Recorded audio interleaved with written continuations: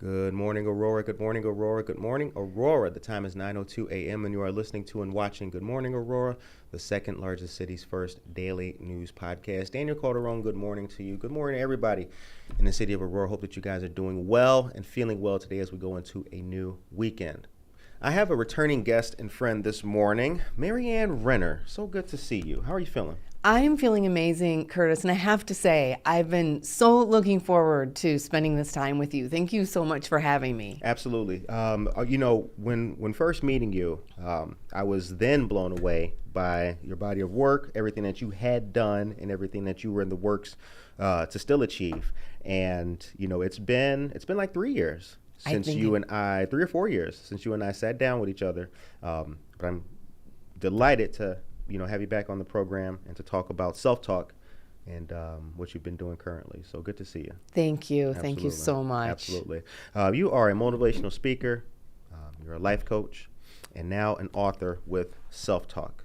Let's talk about this book. 10 stories you tell yourself that holds you back and how to overcome them. What's the genesis of this book? So the genesis of the book is a result of a couple of things. Number one, hundreds and hundreds of conversations that I have had with leaders that one-on-one in a sort of confidential, safe space. They're high performing, they're growth minded, they're crushing it in their work. They're, from supervisor to C-suite. But in the one-on-one conversation, they sort of confide in me their deep, dark secret that maybe they lack confidence, they're experiencing self-doubt, they don't believe they can achieve great things, even though they already have. Sure. And so I started to see recurring themes. But the reason I'll back up from there before I even got to have those conversations, I went through my own journey of struggling with self-talk, and I sort of figured out the sort of secret to all of the things that were holding me back was to change my self-talk. And I can get into the details of that. But when I changed my self-talk, every other outcome of my life changed. And I started to think, gosh, if this could help me in this way, I wonder if this could help others too. Right. So as I started working with leaders, women and men, and I started, as they applied the tools, started to see their outcomes change, I decided to put it all down in a book. I'm interested to, so I want to kind of, just put an extra flag in that conversation too as well, because you mentioned leaders. This happens to people, and people should understand that it happens to everybody. Everybody has that need to continue to fuel themselves and keep going. Yes. No matter how long you've been doing something, your position, everybody runs into that self-doubt. I love that and I love that you called that out. So let me give you my definition of leader. Right. Okay. So sometimes people are in a position in the traditional workplace where they have direct reports, Right. and they call themselves leaders because of their position on an org chart. But I believe each of us is a leader, because regardless of your position on an org chart, leader means going first, to lead. We used to play this game when I was little called Follow the Leader. Somebody stood in front, they hopped on one leg, we all hopped on one leg. Right. Each of us has the opportunity to be that person no matter where we are in our life. Yeah. So you show up at the grocery store, you have an opportunity in how you interact with the cashier. Right. That's leading. That's making a decision to go first. And so that's how I define leader. Okay. All right. Very well said. Very well said.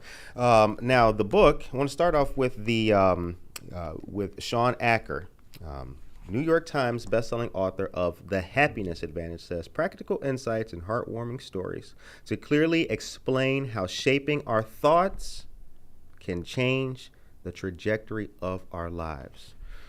No small endorsement there, Marianne Renner. No small endorsement. Yeah, that was, I am honestly overwhelmed and humbled by getting this endorsement from Shawn Achor, who wrote The Happiness Advantage. It's a book that was very impactful and meaningful to me, and he's done an incredible body of work around happiness, and he's been on the Oprah show, and I mean, He's just done some amazing things. And so I had reached out to him. I had met him once at a conference and reached out, shared my story with him. And, the conversation was, a lot of people read the research. A lot of people read the books, listen to the podcasts, but not everyone does the work.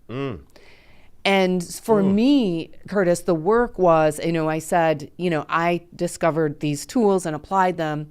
What happened for me, my story, was that when I was 9 years old, I had this conversation with my dad. We were sitting in my living room. He was sitting, I was standing. We were eye to eye.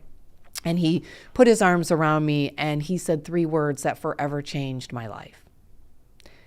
Mommy's in heaven.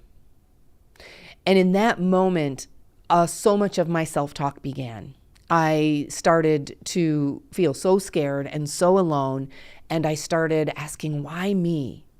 And what's going to happen to me? And this self-talk, this sort of why me, which was valid at the time to get that kind of news, but it stayed with me throughout my adult life, and it came to a point where it no longer served me. In fact, it sort of fed into these emotions that I had of loneliness and felt so scared. And this feeling of loneliness just grew and grew until the doctors gave it a name: depression. And starting at age 11, that's the first time I remember crying out, God, let me die in my sleep. And that depression continued for 30 years. And I tried everything to make those bad feelings go away. Right. I tried workaholism, and that did not work. Everybody, that doesn't work. Right. I tried alcoholism, and that definitely didn't work. Right. And I read all the books, did all the research, went to, all of the meetings, and I finally realized when I started to change the stories I was telling myself, everything changed. Not only did the bad feelings go away, but every other outcome, my relationships, finances, my career, everything changed, and it was just really amazing. And I thought, is this a coincidence? Right. And that's when I started sharing it with my coaching clients, with my leadership clients, and people in the professional workplace, because I think, gosh, if the tools in this book had this kind of impact on me, coming from the depths of despair to where I am now, what are the implications in the workplace? Right. Where people are showing up and there's gossip and criticism, and people are complaining about, toxic workplaces and relationships, and there's, so much struggle and strife. And if we could get to the root of all of that, what would that look like? Absolutely. Yeah. Absolutely. It is an individual experience too. It is kind of an individualistic cleaning of house, perhaps your mind, your kind of heart and your soul and everything. And I remember back to our very first conversation too. And what I took away from it so much was that, what I tell how I'm looking at this has a lot with how I can actually forge the outcome of this. Like I can gather every amount of positivity in this trial that I'm going through. Yeah. And I need to look at this in a healthy way, in a correct way. And for me, in my own personal experience, what's been helpful for me, and this is kind of like my, maybe age 19 way of looking at it, like I need to focus on what I can control, and then focus on how I present my further actions to the world.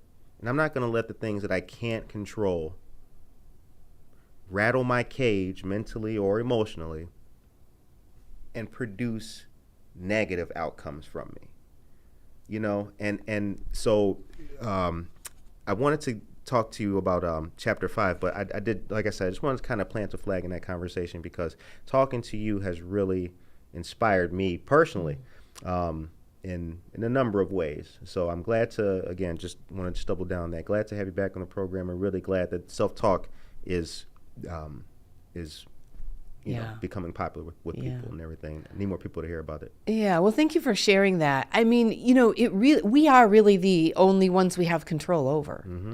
And, there's so much chaos coming at us from the outside. There's so Right. much coming at us that we can't control. I call it outside chaos, Right. and it's hurtful. It really is. But the most dangerous and hurtful chaos is Right. really what's coming from the inside. Absolutely. Because you can't control what's going on out there. You can only control you.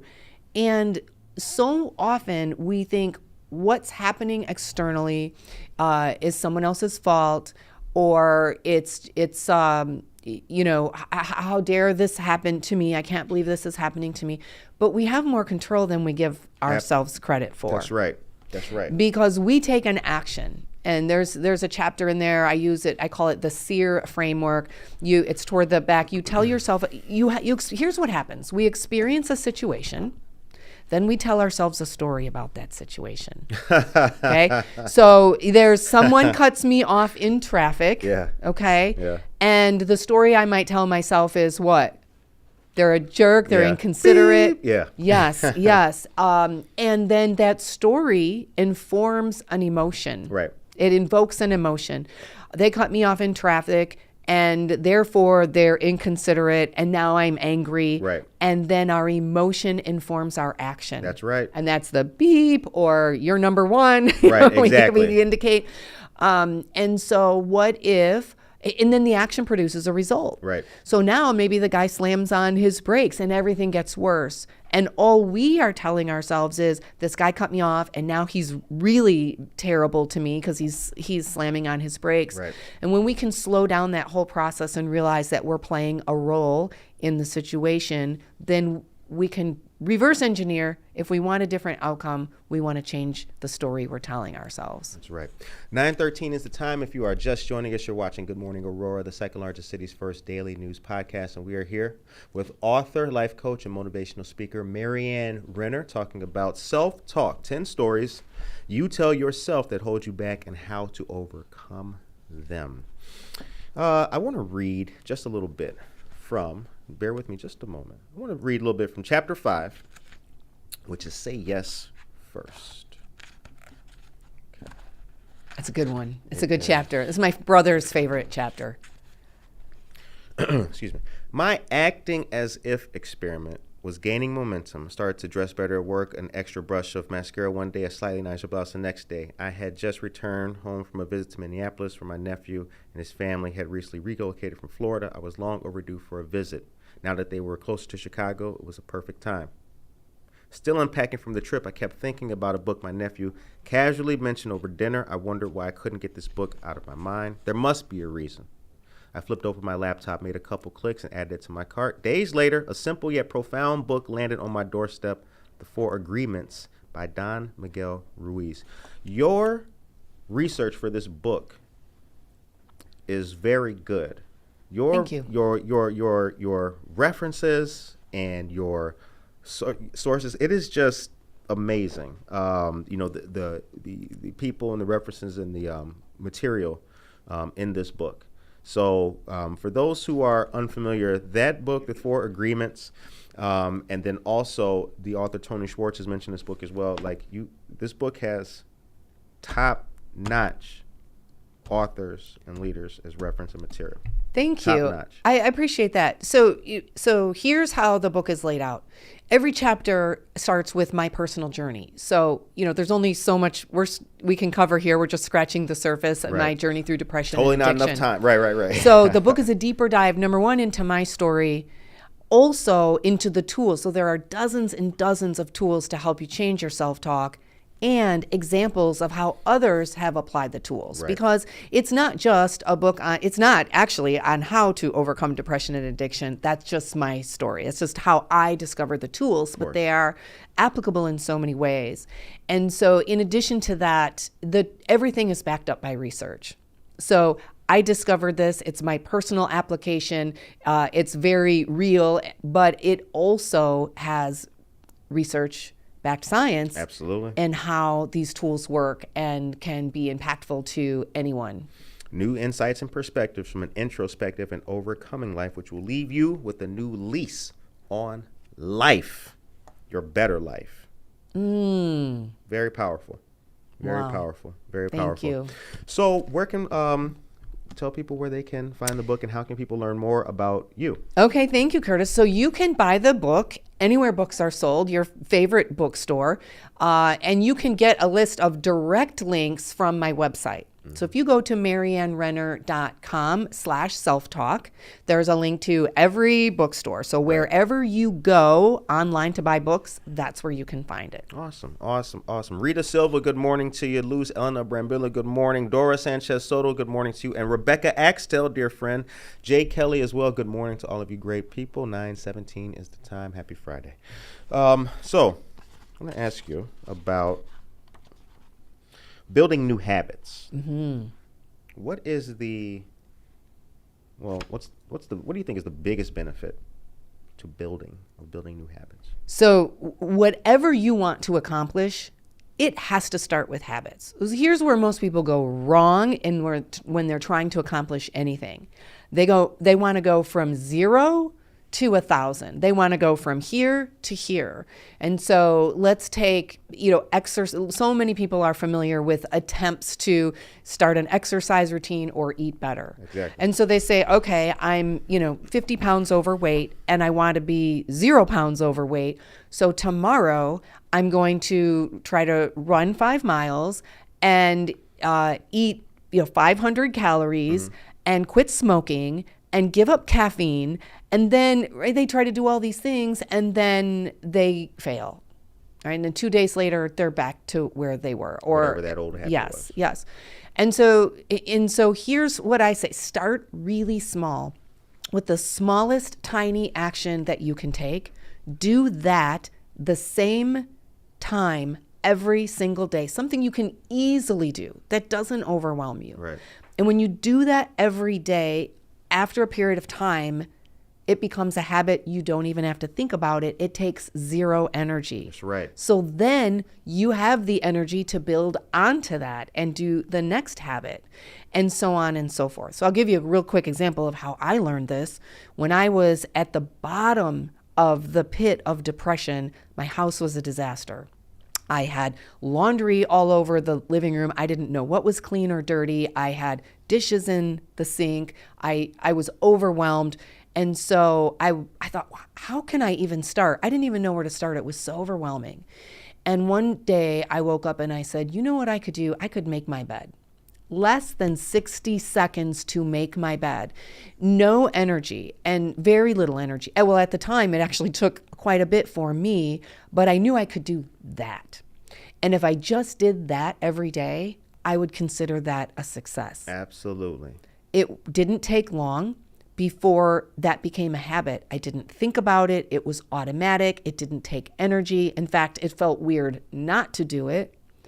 And once that happened, I said, no, I'm going to tackle the dishes. I just told the story yesterday. I spoke to 100 women leaders in manufacturing, and I was talking to the person next to me, and I said, I don't leave the house with dishes in the sink. And so that came out of that habit. But now it doesn't take any energy. It's almost the opposite. And so then you build and build and build. And that goes for anything you want to accomplish. Absolutely. That's very true. Very true. And making your bed is a great way to start that. It has been said that rock bottom is a great place to start. Yeah, absolutely. Rock bottom is a great place to start. Yeah, and I believe that reference to Tony Schwartz, that research is referring to up to 95% of what we do all day long, by the way, is habit. Yep. And so this is why we're taking the energy and the way we're wired and we're making that work in our favor. Right. We're wired that way anyway. Yep. And Tony Schwartz is the CEO of the Energy Project. Excuse me. Yes. And so everything we do is routine. So let's try to create as many beneficial routines. We have plenty of routines like the self-talk that we have. Even the thoughts we have are habitual.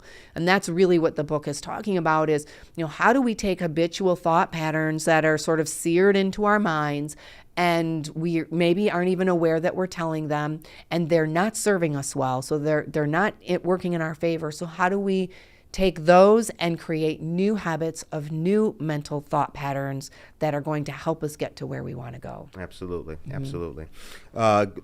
Gary Rivas, good morning to you. Rebecca Axtell says. Gary, hey Gary. Hey, yes, Gary is phenomenal. He's already bought his copy of the book. Awesome. The book is Self-Talk, 10 Stories You Tell Yourself That Hold You Back and How to Overcome Them. Gary Rivas, yeah, good morning. And Rebecca Axel says, changed habits, change the life. Absolutely. Ooh, that's good. Act as if, the time is 9:22. Act as if. Marianne Renner, what do you mean by that? Act as if. Okay. So many people will say, but I don't feel like, so let's say somebody gets a higher leadership role, but I don't feel like I'm good enough to be in that role. And I'll say, just who is it that you want to be, even though you don't believe you're there yet, and act as if you're Right. that person. And sometimes people get confused. They'll say, do you mean fake, like be fake? No, it's fake if you're trying to pretend to be something that you absolutely are not. If you're walking around all day with this, like hiding secrets and trying to pretend something is completely different. But this is the truth of who you really are. Absolutely. And this is who you are growing into becoming. And find someone that you respect and model their behavior. Keep going. I didn't mean to cut you Okay. off. I saw your look. You were like, know mic what? drop Yeah, moment yeah. or something. I saw the look on your face and I was like, okay. It was that yeah. Yeah. Yes. I had a profound experience at a very poignant time in life by a person who was complaining to me about someone else. So I was in the Navy on the mess decks on the ship, and a first class was talking to some other guys. We were sitting down eating, and he was complaining about because a sailor had just went from he went from E3, went from petty, he became a third class petty officer, excuse me. So he made a significant rank. Mm-hmm.